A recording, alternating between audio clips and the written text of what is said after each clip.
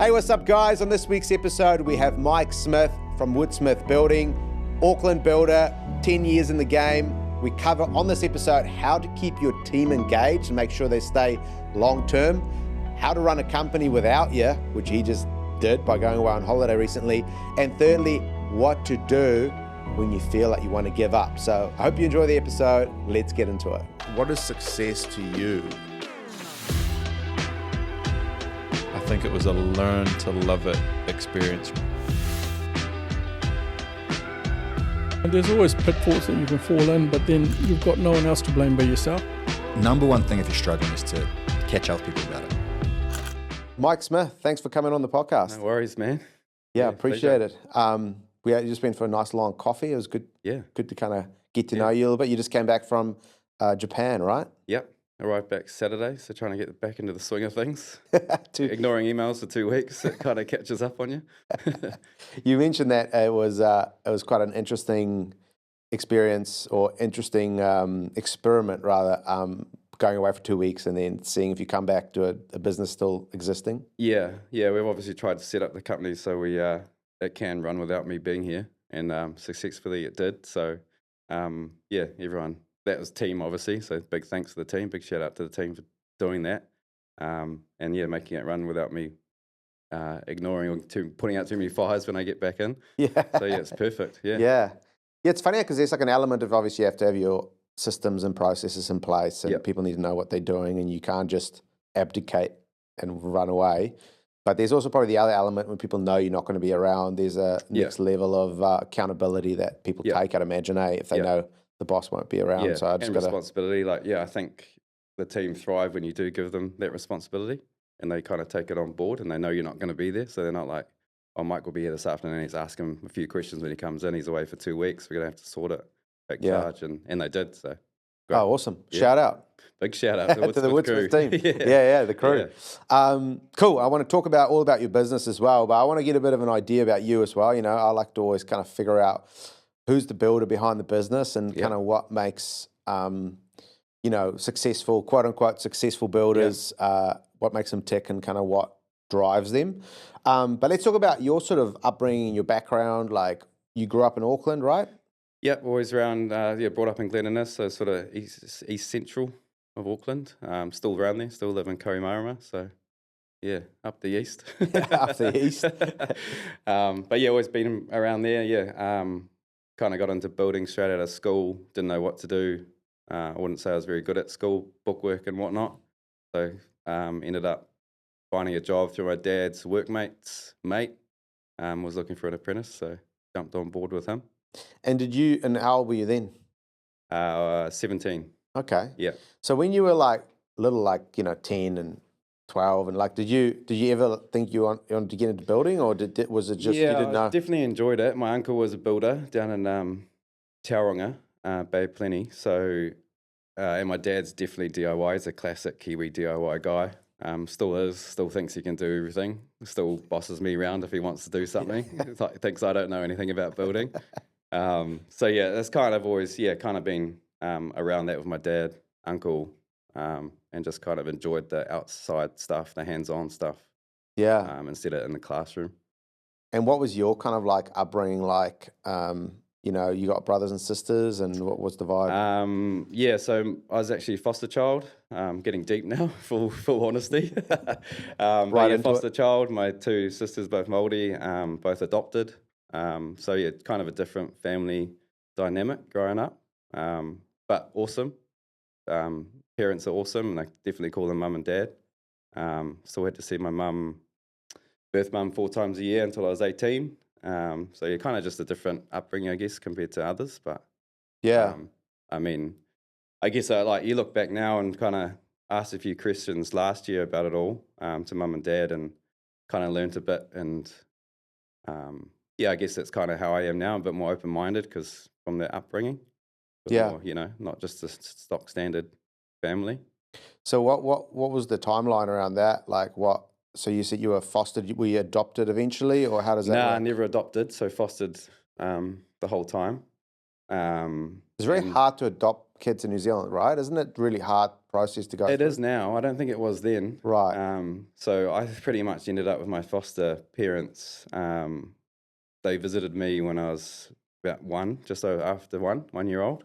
And then kind of slowly maybe took me home for a visit to their place, got me back, and then I'd stay and get in pajamas and ready for bed, but then they'd drop me back. And then the fourth time I didn't go back.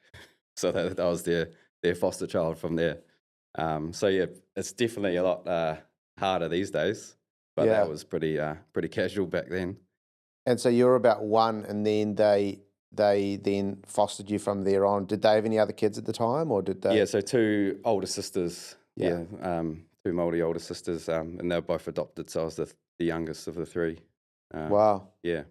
And what, I'm always fascinated about, because it's a really selfless thing for people to like foster, because you build like a connection and attachment to like this little kid. Yeah. And then at any point in time, they can be taken away because, say the biological parent comes Yeah. back into the picture or sort Yeah. their life out and come back Yeah. or whatever. So that must have been pretty, your parents must have been pretty selfless in order to do that. 100%. I assume, yeah, definitely, yeah. unless they just did it for the cash or Yeah. something like that. Nah, definitely not. I think, well, my mum couldn't have kids, so they obviously wanted kids, but couldn't, so I found other ways, obviously. But yeah, huge respect for them for taking 3 of us, all different, from different families, different ethnicities as well. So, yeah, and also my birth mum as well, she gave me up. It was her choice. I wasn't taken away from her. So Yeah. kind of parting ways with your newborn. You're not newborn, but, like your own blood. Yeah. And saying, I can't, I'm not going to give you the best chance. So let's That's- put you up and see what you can do. And here I am. So yeah, thanks to them. Yeah, it's definitely, and you obviously turned out to be awesome. Awesome. Thanks, man. Yeah, yeah. No, that's very interesting. I mean, I don't know how deep you want to get into it or anything like that, but it's. Did your mum? Was she just not in position to look after you at the time? Yeah. Is that pretty much it financially? Yeah. She was wasn't? young and financial. Yeah. How old was she? Late 20s, early Right. 30s, I want to say. I Right. don't know 100%. But yeah, she just wasn't in a position to look after me. Yeah. Yeah. So thought, give me a better chance. And yeah, so I'm grateful for that. Yeah, 'Cause, absolutely. Yeah, where I could have been definitely a little like hood rat where she was living and whatnot. So definitely thankful for how I've ended up and where I've ended up. For sure. Yeah, I can imagine. Like, it's definitely. I mean, it's awesome that you kind of look at it like in that way. But I also assume, like throughout the years, you probably had questions and you probably had to work through a few things to be able to get. In all honesty, I didn't. I just always thought like mum and dad were mum and dad. Like they were so great for taking me in, so I was grateful for that and didn't really look back. And I guess that like now I don't look back on things. I don't have many regrets. It's like just move on, look forward. Like what's the point in dwelling on things when you can't change them anyway? Yeah. So I think, constantly just looking forward. I didn't know my birth dad. He's not on my birth certificate or anything. So, but I've never been intrigued by it or wanted to know. I'm just like, push on. What's it going to do? What's it going to change? Yeah. Let's carry on. So you've never tried to look for him or anything like that, and you don't have a haven't been desire? on David Lomas or anything. No. I mean, a lot of people like sort of wonder and ask like why not, or why haven't you asked the questions? But I'm like, Yeah. I don't know what I'm going to get from it. You know what is kind of interesting to me? You kind of grow up and you grow up a certain way, and you kind of like you let go, and you kind of sometimes forgive and you move on, right? But then you become a parent yourself, and then old things start bubbling up. Did you have anything like that when you started having your own kids? Did you start to look at any of that in a different way? I looked at having kids more like I'm going to give them every opportunity that I possibly can in that way. It was like I didn't think now I'm a parent, I want to start sort of researching or like finding out more about my birth parents. I just thought I'm going to give my kids every possible opportunity that they can possibly have, and then they'll obviously find their own lives. But if I can give them every aspect and every aspect of life in different areas, and then see how they turn out, rather than kind of just I'm a dad now, let's just carry on. You're my son, my daughter. but try to push them into experiences and then see where they go with it. Yeah. That's awesome, man. That's really awesome. So, okay, so you were fostered. Obviously, it wasn't long before you were just like part of the family, mum and dad. Yeah. And then beyond that, how was your upbringing like then? Did you just guys to sort of have like a generic kind of Kiwi upbringing? Like, Yeah, pretty much. Yeah. Definitely church orientated as well. Growing up in church, parents. Cool. That's probably why where foster and adoption sort of family came from as well. So you had that sort of religious upbringing, which I think obviously put me in a good way of life where I am now. I'm not really involved in it now and don't sort of go to church now or anything. I kind of stopped when I was like early 20s, but yeah, a good chunk of half my life was in the church. And I think it just brings morals and everything else. But yeah, that was kind of the upbringing, kind of, respectful and, all that stuff that you get in that environment. Yeah, for sure. And did you finish school in the end, or did you end up going into the apprenticeship? Yeah, I did it all 7th form. I probably should have left in 5th form because I didn't gain anything from it. Just hanging around? Yeah, just hanging around, waiting for that 7th form year of mufti and Love it. study sessions and classes and stuff. But yeah, no, I didn't achieve anything in it. But you just went straight into apprenticeship. And what was that? If you can kind of put yourself back on there, what was that first day like when you kind of rocking up to site? Were you like quietly confident because your dad's like a handyman guy and you could learn a bit, or were you just kind of nervous as heck, or what was the vibe? Probably a bit of both. Like, kind of knew, obviously being a bit hands-on growing up with dad. But yeah, I guess nervous as well because you don't, I guess back then building was, I guess, that old school way, old school mentality. So you're expected just to clean up and do the crappy jobs. But yeah, I remember first day was just pulling down guttering off a school office block. Pretty few years old, obviously. But it was just like, oh, let's get into it. Let's see what happens and see where it goes. And I loved it. I thoroughly enjoyed it. Obviously, that's why I'm still building. Yeah. So it was, look back with kind of fond memories on it. Definitely had its challenges. yeah. Can you remember any stupid things you did as an early apprentice on site? Any of those sort of stories? I remember a horrible task that I did. We had to bucket up concrete into some foundations in Kawakawa Bay, and it was about 100 metres up the steep driveway, and they didn't want to get a pump, so we had to bucket it up. Took all day, and that was pretty horrendous, but you learn from that. You wonder why. Like now, I'd never do that to the team, and you're like, why didn't we get a pump? What are we doing? Is that just a bit of elbow grease, get the boys up there? Yeah. But yeah, definitely had my mistakes. I remember like slipping on, like they were laying vinyl down in the office, like a classroom block, and just walking over the freshly laid glue and slipping over and ended up with glue all over me. Like just stupid shit like that. You just don't think. Yeah. Especially when you're young, it's like so funny to me. Like there's nothing funnier to me than like a 17, 18-year-old, 19-year-old boy. Yeah. This is so clumsy and like just doing stupid shit. Yeah, they used to call me, thinking. Used to call me Bumblefoot. So yeah definitely clumsy. We're all there, eh? Okay, cool. And then how did you kind of then stay with that boss like all the way through until you got qualified, or? Yeah, so finished my apprenticeship with them. That was around 2012. And then it was that sort of recession time. It was like slow period. The schoolwork, because we did schools pretty much most of the time, and that schoolwork dried up. Then I had a mate that just came back from London. He had his own company, and I played football with him. And then he asked if I wanted to sort of jump on him when we were quiet, and then helped him out, and then stayed with him. Never went back to the old company. Oh, cool. Yeah. And who was that? What company was that? In our developments, Nath Robertson. Probably one of the best builders I've ever worked with and know still to this day. Awesome. Just super crispy, very efficient, hard dude, but a great dude. No nonsense from him. But yeah, we did a lot of speckies when we first started down in Stonefields, and just pumped them out with him.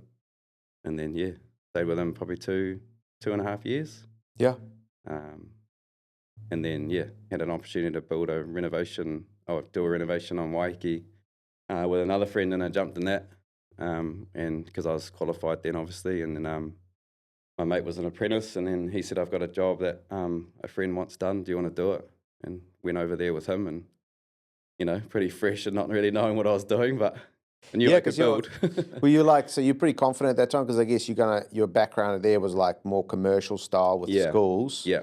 And then you did also like speckies. Yeah. So what was your skill level at that point, or were you still I was pretty confident. I guess, what was I then, 23, 24? I guess that's when your prime time confidence is, it's high, and you think you're the man and you can do anything. Yeah, apex of your career. Yeah. You're invincible. And my mate, who was the apprentice, was probably more confident than me. So he gave me a lot of confidence. Yeah. And then, we just went over there and did it. And it was great. Really good learning experience. And just, learned a lot in running subbies and, dealing with the clients and all that. And it was, I'd say a little bit off the cuff, but we did, I mean, I was confident in my building quality and like knew the knowledge of it and everything. So I wouldn't say I was winging it and just going in blind and, we'll whack the stuff together and see what happens. It was definitely, my building side was good, but it was just more the day-to-day running of sites and subbies and everything. That was, big learning experience of doing that. Was that kind of weird because you're on an island and you have to like ship things in? Was it quite logistically a nightmare?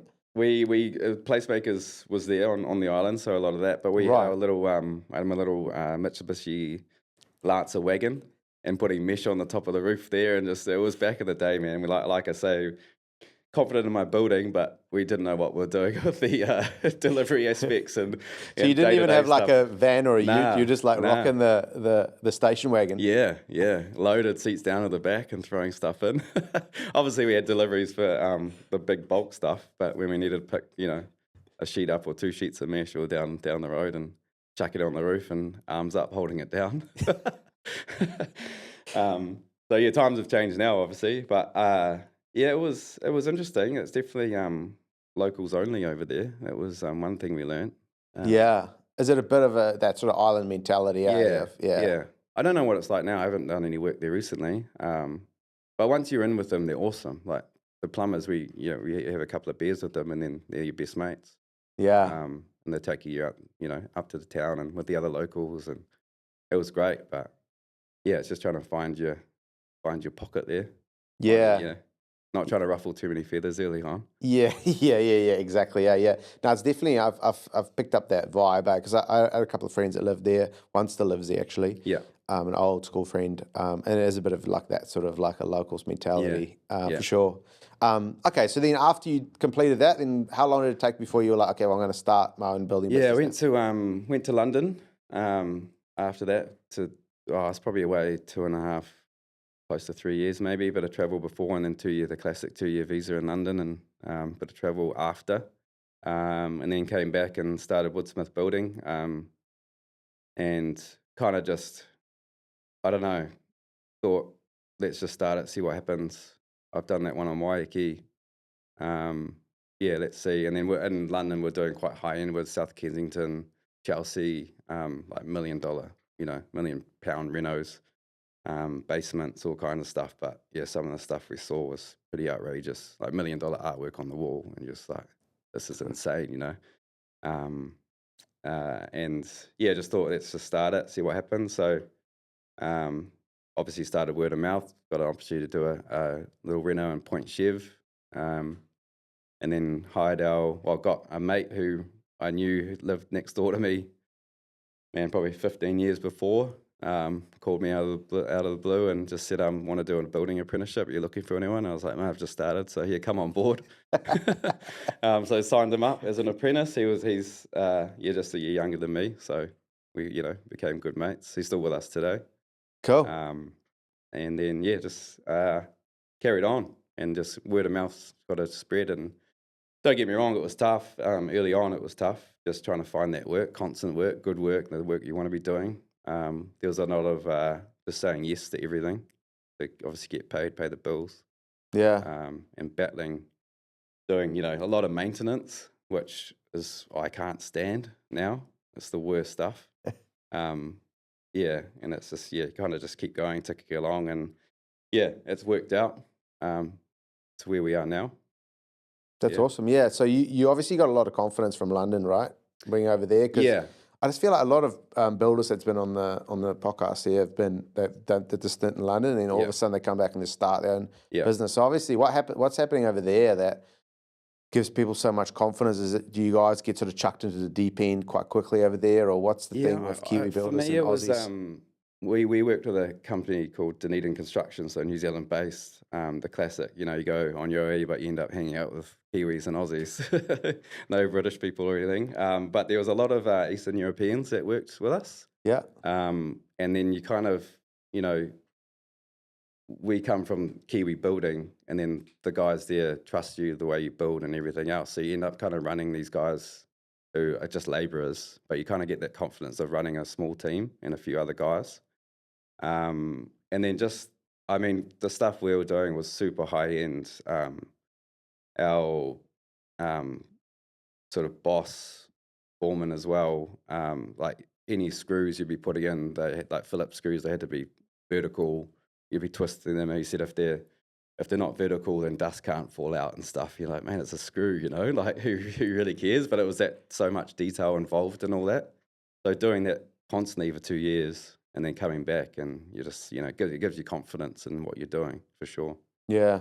So it's probably a big part Mm. of your training. Yeah, yeah, And yeah, so then you started your business the first few years. Obviously, you're just sort of like trying to get any bit of work. yeah. And sort of how, you know, because builders that watch us, you know, they may be early on in their game. Like Mm. now you look back, what are some of the mistakes you kind of made when you started off that you would have done differently now, if you could sort of go back in time? Definitely keep your paper trail or have a paper trail and have things in writing. I think that's pretty much a stock standard thing. I think guys who've probably been on before and with experience would be banging on about that. And a lot of stuff, you know, a lot of things you do, sort of, you think you're doing them a favor, and then the client wouldn't think it's a favor, and you end up losing money, and it's, you know, it's like cashies constantly, you know, there's no point. And you feel like you throw an estimate or a quote together, and you're like, shit, that seems way too high. You're dropping, you know, a few grand off to think you'll get the job, and then when you do it, you lose that few grand because you've taken that off. So it's just, I guess, sticking with your gut and being confident in what you're doing. Yeah, but I guess you've got to learn as well. It's, you know, it's not easy just to step in and register a company and off you go. You know, Yeah. you think you're going to get high end architectural job straight away, and you know, clients then come running to your door. It's not like that. You got to build it up and be respectful and everything else that's involved. Yeah. In it. So how hard? Because obviously there's the two-pronged challenging part of it, because on the one side you're building like more, you're involved in more premium projects. You have to like, there's the stress, I guess, of like doing the build right. Yep. And not stuffing up. But then there's also like the business element and like building up. Like which part of those was sort of the most challenging for you, like in the first sort of 5 years? First 5 years, I guess it was just getting work, and you think you're doing well when you start breaking into doing 3, 4 month, 6 month renovations or whatever you know, whatever work you've got. And you're like, sweet, there's some crack. This is good. This is easy, you know. And then you need more guys to come on because you're getting more work, or you need to push on a job, say, and then, you know, get you into your financials, and it's like, where's the money? Like, where's it all gone? Like this, you know, is what's going on. And then that's, I guess that was a big learning curve for me, is kind of figuring out, like, I'm just floundering about like a headless chicken, like doing each year it's the same. Like, why aren't we making more? We're getting more work, getting better work. Better clients, you know, starting to work with architects, but the number at the end of the year is the same. It's like, what's going on?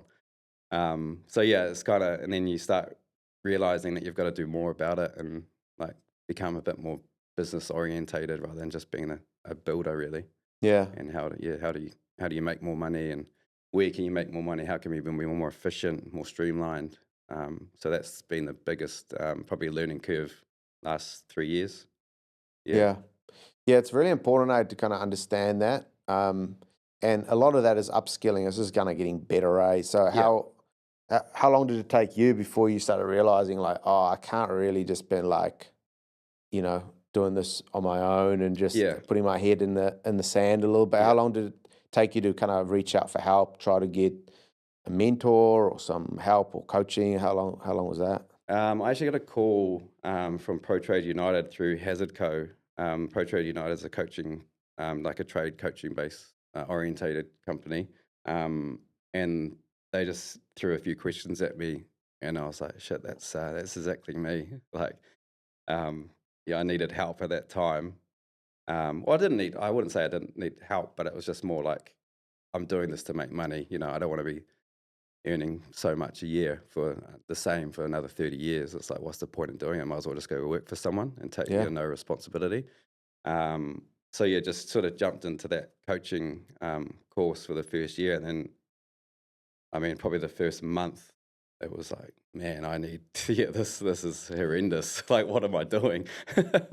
And just the financial side, like just how we were quoting, like no, contracts, everything. It was like, what's going on? It was just a lot of trust, I would say, but luckily never got burnt. Whereas you hear stories that guys have been done, but yeah, luckily it didn't burn me. But I look back, going, man, we could have been in trouble for sure. You were playing with fire. You didn't even know it. 100%. Yeah. But I'm a builder. At the end of the day, I didn't go study business or anything. So what do I know? I just know how to swing a hammer, put a nail in some timber. Yeah. Yeah. So that was super. It's just super important. So tell me where you guys are at the moment, like with your business. Like, how big is your team? Like, what sort of projects do you guys work on, like right now? There's 10 of us, including me. Ranges from 4 apprentices, qualified to senior guys, foremen. And I think where we are now from where we were is a massive change. Like, the company's fully developed and changed over the last 3 years. Just how we run, we do daily meetings now, afternoon meetings. We do Monday morning meetings to start the week. That's purely just more of a catch-up coffee off-site with the whole team. Kind of get out, like, how was your weekend? Instead of guys turning up to site, whatever they're doing Friday, they go back into Monday, say they're around the back of a house, they've had a horrible weekend, they're down. So, you're around the back of the house again, see you in the afternoon. It's more like a connection on the Monday morning. And just getting that sort of vibe up for the week. And then we'll have the daily meeting after that on site, and then an afternoon meeting just to kind of tick boxes, really, and make sure everyone's on the same page. Everyone knows exactly what's going on. There's no, the foreman's not in charge of absolutely everything. Like, the apprentices can take some of the load, and they know when deliveries are coming and what subbies are coming on site, because it's all through those meetings. Yeah. So yeah, just a lot of, I guess, like, systems, processes in place now, where it was have you rung the plumber? Is he coming today? Nah, I don't know. Have you rung him? Why haven't you rung him? A lot of that back in the day. A lot of, whereas now we're like, clients pay money to get a good service and an efficient service and a job done properly. And if you have all those in place, then they're going to see that you're the real deal, you're professional, and that you care as well. Yeah, 100%. And how many projects would you guys be working on per year now, or at any point in time? Probably 2 or 3. We kind of split depending on the jobs. We got a big reclad at the moment, which will be close to a year-long project. So you can, we had 7 on there to start, but you can kind of move people around. So there's 4 or 5 there now. Just start another reno, that'll be 3 on there, and Point Chev. So yeah, kind of just, we move the team around to suit the jobs. But if we're doing two at a time, is perfect. 3 would be kind of stretching, I think. But it depends on the size of them. And which jobs do you guys kind of like enjoy? What type of projects do you guys like? We love a challenge, eh? Like, we want to be doing high-end architectural stuff that's, I can't stand speckies, new builds. They just bore me. You want to do things that are challenging and constantly always, like, you're learning on site and on the go. Like, obviously, I don't know, so people love, like, just being like speed and pumping things out. I can build a house in a month and a half. It's like, yeah, good on you, man. Like, sweet, but that's not what I want to be doing. Some people love that, obviously. Yeah. But I love constantly learning and evolving and seeing how we can be better and what can be done better, or how can this wall be, like a curved wall, or different angles, and how do they work? And you've got to think like how it's going to look at the end product, and not, if the plan says something, it's not always about how the plan shows something. It's like you've got to think further ahead and go, well, that's going to look funny if we do it that way. Yeah. So I love that challenge side of it, and kind of thinking outside the box a lot more. And do you get a lot, where do you get most of your work from? Like, are they mostly from architects, or are you getting just word of mouth? Do you guys do a lot of marketing or what? Yeah, mostly word of mouth. Pretty much the whole 8 years has been word of mouth. We've started pumping money into Google Ads now and marketing, kind of growing the brand, I guess, which again is, I guess, just competing with the others, and getting out there and I guess being seen. And if the more you're seen and the more professional look, and clients are coming in, if they do a Google search on you, you're Yeah. going to be on there, Google reviews, and that's the way it's going these days. Instagram. I'm horrible with all that, but we now have a marketing person who does it all for me. Love it. Yeah. So I guess that's one of those things, getting people on board and not trying to wear every hat in the business. You kind of learn you can't do everything. At the end of the day, I am a builder. I enjoy running jobs and project managing, and I'm not one to be pumping out invoices because I don't sit in front of a computer all day. It's someone else to do that who's more efficient. So who do you got helping? So you got a marketing person? Is that full-time, part-time? Part-time, yeah. Sister-in-law Pip, so shout out to Pip as well. Shout PJ out. Communications. Yeah, she does all like our content. She obviously gets people in to design website, which we've just had done, sort of redone last year. We did a big rebrand close to 2 years ago as well. But yeah, she kind of looks after all that stuff, the socials. So just people that she kind of gets involved. Yeah. We got Kendra as well, who's our bookkeeper now. She's part-time, but she does probably more than she should be for us. But I kind of keep pushing things to her and see if she can do it and wants to do it, and she does. So shout out to Kendra as well. Yeah, shout out. Yeah. Shout out to the whole team. Yeah. But yeah, just having those people in place, say like I used to sit in front of a computer trying to get an invoice together that was probably 2 months overdue, and spending a whole day doing one invoice, and I probably lost heaps of money because I've lost invoices that were just lost in my emails. I would have no idea, who knows. But now Kendra is there doing all that, and she can just pump it out, because she's dragging invoices into Xero constantly. As soon as they come in, they're in the invoice and draft it up and everything. So yeah, it's just way more efficient. It's like, why waste my time doing that when I can earn it on site? Yeah, 100%. And you got to, sometimes, I mean, I'm the same with my business, like spending time on stuff that I shouldn't. And sometimes it's hard to let go, right? But if you just, like, for some people, some tasks feel like play almost, is how easy it is for them and how it's natural to them.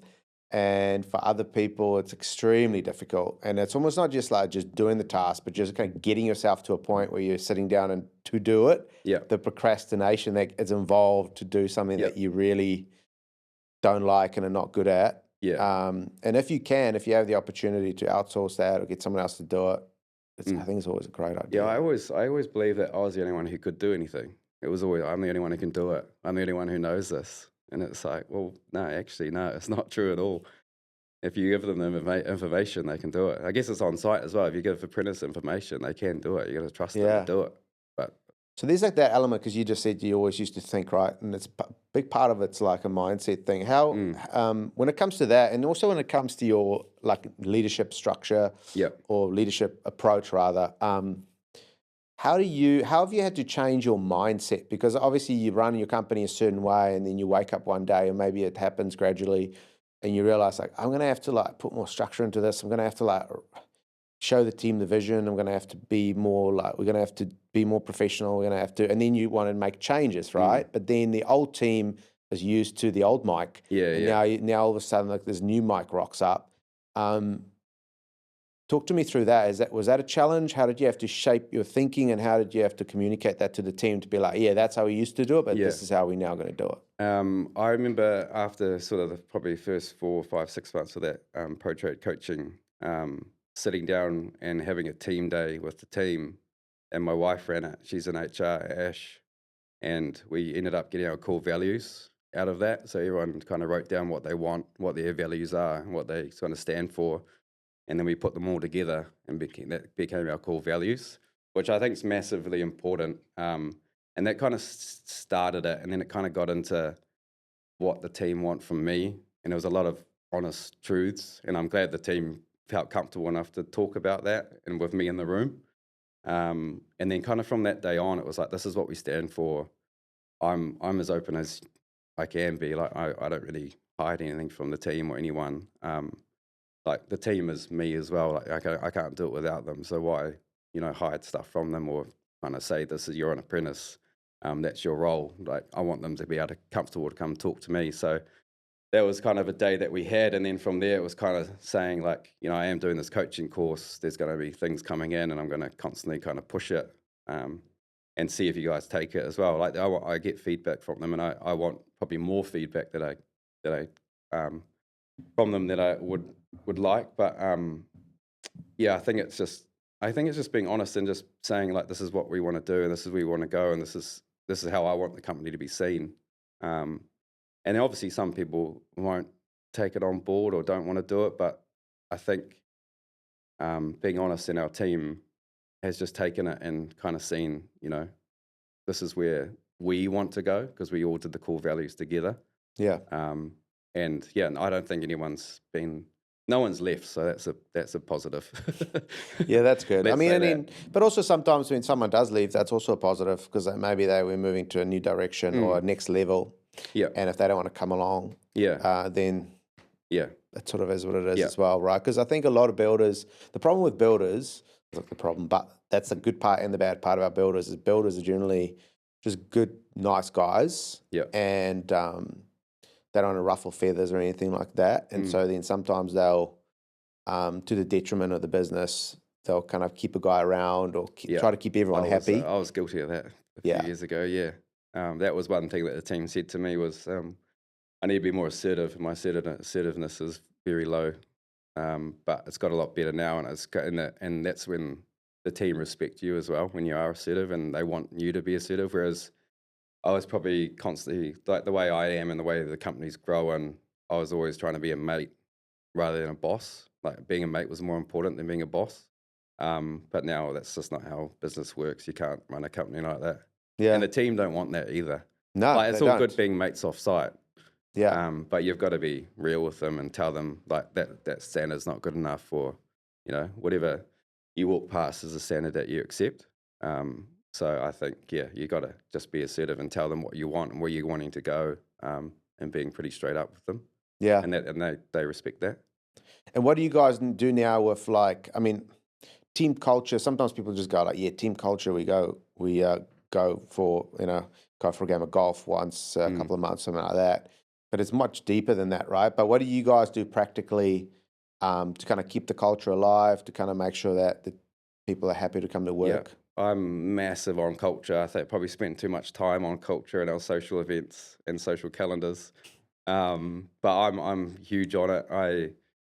Like I said, even that Monday morning is a bit of like a culture vibe, getting kind of checking in with everyone and seeing how their weekends were. But then we do Woodsmith in the fortnight, so the team vote for the, who they thought was the best over the last fortnight, and we give them a $25 voucher and give them a certificate and stuff just to up them. And then we have Friday socials. End of the last Friday of the month, we have a social afternoon, so that's today as well. So we're going to go for a walk up Cornwall Park if weather allows. Just a wholesome activity. You don't have to spend too much money, but just little things like that, and just we try to do as much as we can. A few fishing trips, golf, sometimes. Yeah. Probably a lot for me, actually. I won't lie. People will be like, sometimes Mike plays golf heaps. That's good though. And these things as well, like, you say you overdo it, and that's one thing, that's fine. But even in general, I think people do more go the opposite. If you don't have it booked in, and we kind of do that here, like probably my team would say that as well. Like we get so busy and we're so like, because we're quite passionate, we get really into it, but you get so busy that if you don't sort of like allocate time for the social elements, and that's never ever going to happen. Yeah. And so it's probably it's probably a good thing that you kind of like block it out. Yeah, the calendar is important to me. It's a few messages this morning like, what time are we going to to do a social. I was like, it's in the calendar, man. Check the calendar. We all have it. Why aren't Yeah. you looking at it? So yeah, it's in there. And I've got a client at the moment who's saying on Mike's back now, the guys won't be on site because we're always doing something, you know. But I think it's massively important. If you don't have that culture and that vibe in the company, then people, they just don't want to, they don't enjoy the work. Yeah. And you want to be enjoying who you're working with, and got to build those relationships. Otherwise, it's just quite an individual kind of trade and company, which I don't want that. Yeah, and it's actually a lot of money. People don't realize how. I remember like years ago. This is like a long time ago. So the numbers would be out, but in like an office job, it cost I think something like $30,000 for you to replace like a pretty basic kind of mid-range sort of admin person. Would cost the company $30,000 to replace them because of the person leaves, new person comes in, downtime, train them up, and all so on. I don't know if it'd be the same for building, but I assume there'll be a dollar figure that's probably in at least $10,000 or more. Must be something, every time that you bring a new person on, and then the downtime of not having that person, and then looking, and then once you get good people, you got to really like do your best to hold on to them, eh? Yeah, for sure. Like I guess that relates onto the clients. Like we try to be super personable. A lot of our clients are mates now, and just building those relationships, and that obviously rolls onto word of mouth. Yeah. I think it's highly important to build those relationships with clients, and then you're leaving them, and if they have anything, or if they have a friend to do something, you're first off the list. Yeah.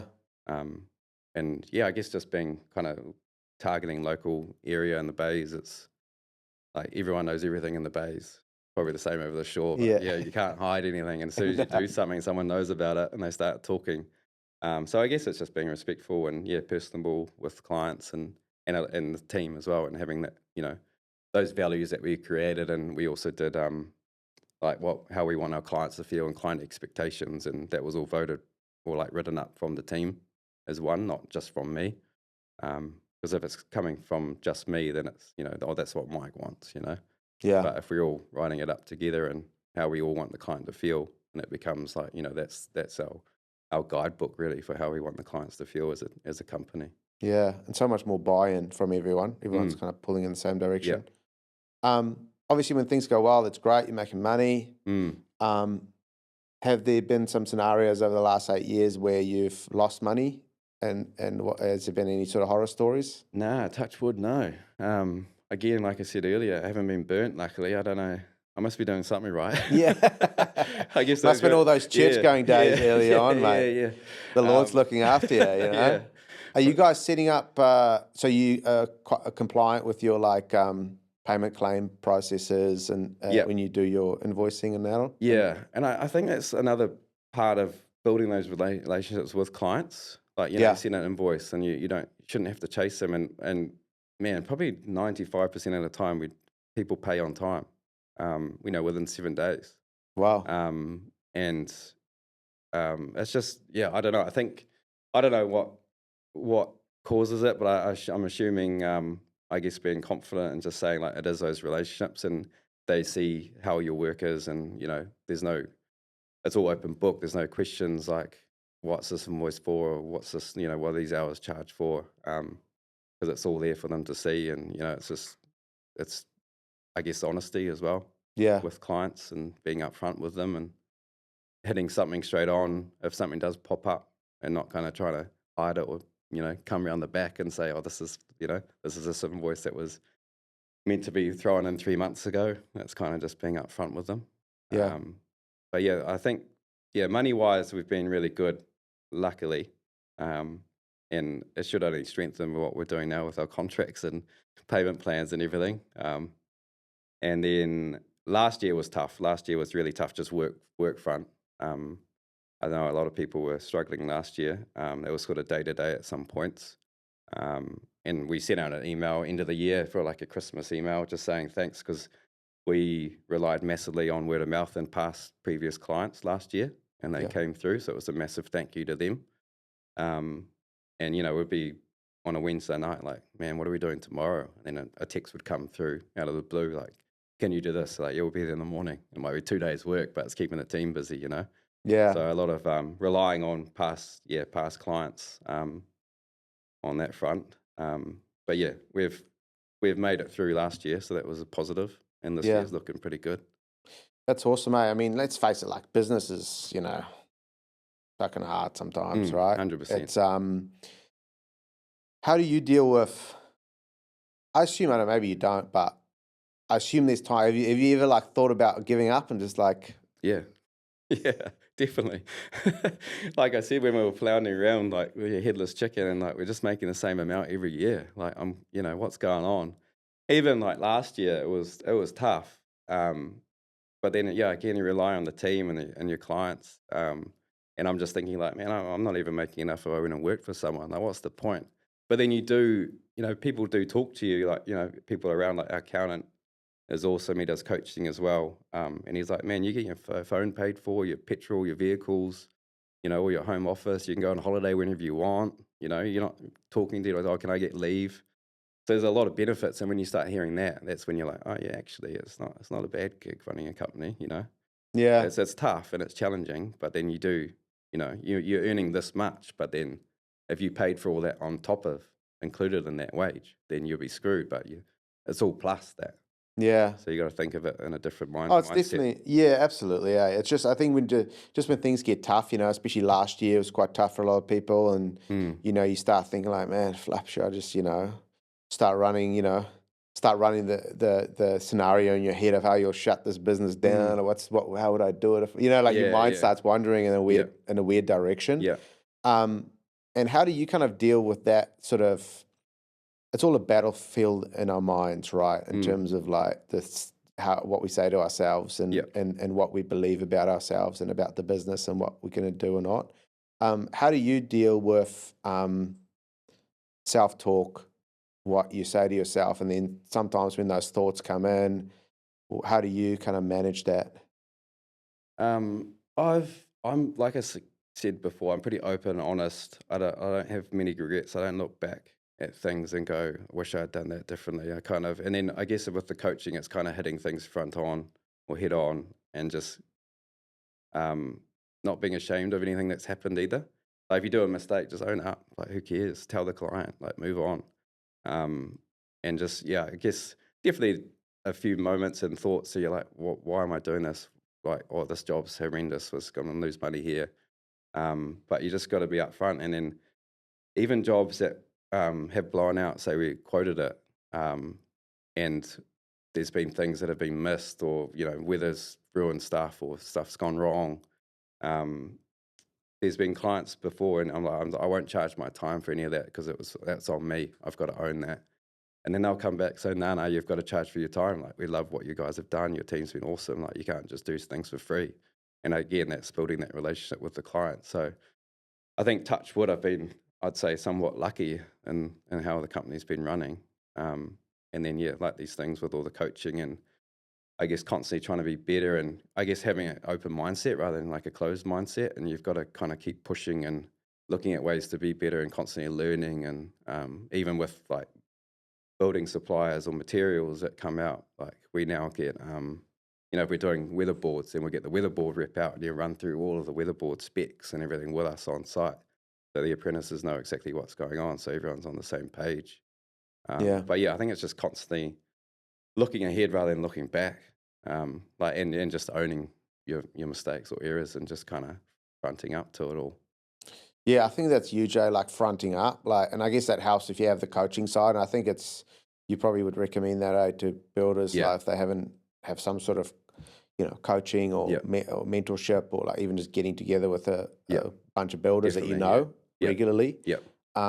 Because sometimes a problem shared is a problem halved, as they say. And if you just and also if you figure out someone else is in the same boat as you, and you're working through the same, Because when you start in business, you may get like a big tax bill, and now you're on some sort of like tax plan, paying it off, and you feel embarrassed, and you're like, oh, I owe all this tax. And then you've talked to other builders, and they're like, mate, if you don't, we've all been, so you're not the only one. Yeah, 100%. I think that's important. I think it's like, again, it's just being open and honest and no egos. And it's like we're all in the same business. Like we're obviously competing against each other in a way, but we're all doing the same stuff. Like, let's just work together and be honest and have these conversations that are hard. But other people have gone through them at the same time. And I think it's like with the team as well, it's like if something's going wrong, well, this, this is taking too long and I lose money here. That's when they kind of jump on board and push that little bit more.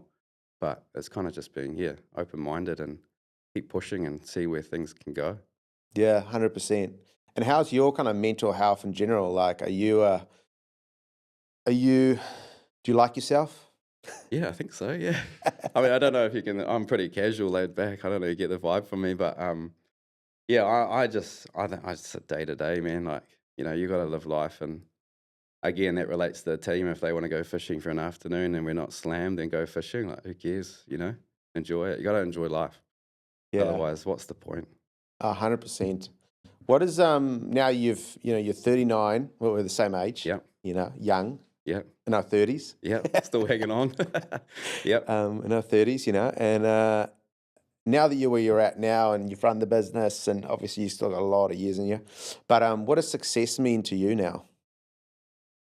Success is obviously having a company that's self-sufficient and runs on its own, and having a team that, is awesome and great people. That's all I really care about with the business side. And obviously doing great work. You want to be doing the work, like challenging work that's always pushing you to think outside the box and constantly doing that. But I guess, I don't know, for having kids now, that's kind of changed my mindset as well. I'd say I was probably quite selfish back in the day and quite individual and just doing whatever I wanted to do.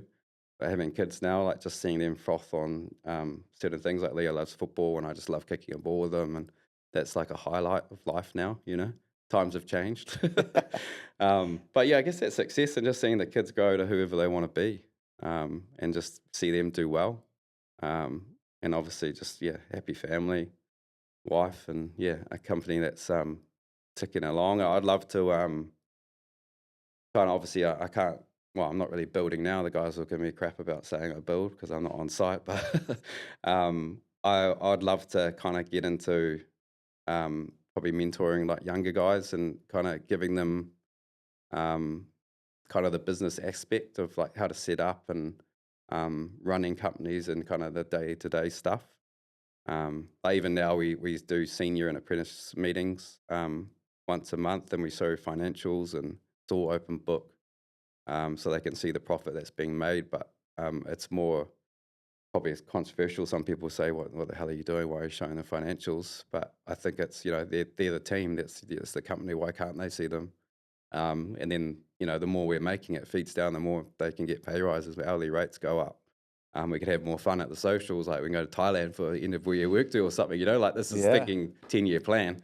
But it's like let's just have fun. But it's like there's nothing to hide. But I think that would be success, is seeing, kind of, especially the guys coming through now, like Poppy and Rocky, the two apprentices. They're flipping epic, eh? They're awesome. They're just, taking on responsibility. They're only about a year and a half in, but they're doing little jobs on their own now. And just seeing them thrive is a success to me. Yeah. It's awesome to see, and just seeing those guys come through and kind of obviously training them, and that's on to the senior guys as well. Josh and Ez and the others, just seeing them thrive from their coaching and training on site is success to me. Yeah. Oh, that's awesome, eh? Like, just watching people kind of grow, eh? Like, and you've had some involvement. It's just like a cool thing. What sort of other resources have you? Is there any other? Obviously outside of the coaching, which is what's the name of the coaching? Pro Trade United. Okay, Pro Trade United. Shout out. Yeah. Outside of that, has there been any other aspects that sort of helped you in terms of business or personal, just like getting better and improving in general? Yeah, the guy, I probably, over the top, I probably spend too much time in it. Like other, podcasts, it's like inspirational things that kind of just uplift you and find ways to keep pushing, like don't just settle for where you're at. I do, like, I've got a business mentor as well. I'm constantly going to like building summits and all this other stuff, like trade events, to try and be better. And I guess, like you say, just even catching up with other mates who run companies and just having chats with them and seeing what they're doing, what's working. So I guess just building that network, having that network around you and bouncing ideas off. And I guess that whole thing again of not thinking that you're in it on your own. Like everyone's doing the same thing. Everyone's had the same challenges or going through the same challenges. Yeah. And then, just talking to people in your network. Yeah. Yeah, 100%. Are you what do you do in terms of the, you mentioned the family aspect, it's really important, right? I was just say the other weekend, we went just to the beach with the girls, and my boy, and then we just like pick up shells on the beach. Yeah. And it was so weird. It's just like real lame, but like it's like I told my wife, I was like, yeah, that was like my favorite part of the weekend because it's like you're out in the elements and Yeah. the sun's beaming down and you just hear the waves and you're just like on the beach relaxing. Yeah. You're just looking around for certain shells and Yeah. like the kids The are like highlight of the weekend. highlight of the weekend, mate. It's Yeah. just like, I tell the young guys in the office this and they'll be like lame, but it's funny how you kind of change when you have kids and what you sort of see as a successful weekend. Yeah. That'd be Yeah. part of it. Go pick up some shells. Yeah. Yeah. It's a 39-year-old man. But how do you navigate that? Between business and family on a practical level. Like, are there sort of practical elements that you've brought in? Our phones in our pocket is essentially just the business being in our face 24/7. How Yeah. do you navigate that? And is there like what do you do? Yeah, I need very help. much. I'm very much. I drop the kids off to school most mornings, so I'm the kind of the drop off pick up. My wife has her own career, obviously, and she's probably a bit busier than what I am. Like I can step back because the team can run the sites on their own. I don't need to be there in the morning. What's your wife's name? Ash. Ash. Shout out Ash. Yeah. Ash will be listening in. She will no be. doubt. Yeah, I'm sure. So yeah, and I think just from her, I guess having her give me that kind of chance as well with hang out with the kids, and she's doing her career. She wants to do that, but I think I was in a bit of a lull. Like never saw the kids to start with, especially Leo, and then we had Georgie come along, and I was just at work and would be leaving at 7 to get to site, and then they're probably only just up for 15 minutes, and then getting home 5:30, 6, and it's just like and then she got a new role, and then it kind of opened up me because I was like, well, I can kind of drop them off. So and it's been awesome. So having that time with the kids is, I think, is really important now. Like learning that now. Leo's been at school for a year, or just over a year and a half now, and realizing that it's like, man, there's a lot of time that you do lose with having kids and not doing that, and spending time with them. But then also with the work stuff, it's, I don't answer the phone till like 8:30 once I've dropped Leo off. It's just not, I don't answer it, just ignore it. And then 5 o'clock, maybe the odd 5:30, but if I'm with the kids, it's the kids' time, and people know. And then even meetings, like with our calendar links we send out to clients, times are 9 till 2. It's just no question, that's the time you can book a time, and there's nothing outside of that because it's kid time, family time, which I think is important. Yeah, you got to almost draw those boundaries, and make them very clear. Otherwise, you just sort of get pushed around. Yeah, people get into the habit of calling you at 7 o'clock at night, and clients calling you. And I think it's also that thing as well, just being confident and not letting the client kind of bully you as well. Like, this is the time I want to meet, and it's like, well, why do I have to meet you in a time that suits you? Why don't we meet a time that suits both of us? Yeah, but you learn that as you go, and that's part of the learning experience. Whereas I used to meet at any time, like 7 in the morning, and run out the door to meet someone on weekends. Ash and the kids would be in the car just because we're gone to the park, but I've got to run to look at a job, and then they'll be in the car. I'll be 15 minutes and you're an hour in there with the client. Yeah. So times have changed for sure. Yeah, because even in those scenarios, it's like someone's got to pay. Yeah. So something's got to give. Someone's got to pay for that. So now you have your wife and kids sitting in a car. Yeah. They have to pay, right? So you got to have to kind of constantly weigh that up because it's not a neutral situation. Sort of someone has to pick up the slack for when you have to, do that. So that's super important. So moving forward, what does success look like to you in the future? Like, what's the goal for the company? Do you want to take it? You want to take it big, 50 million? What's the big goal? Just to have a well-respected company in the local area, doing good work, being personable, I say, and respectful of what we're doing.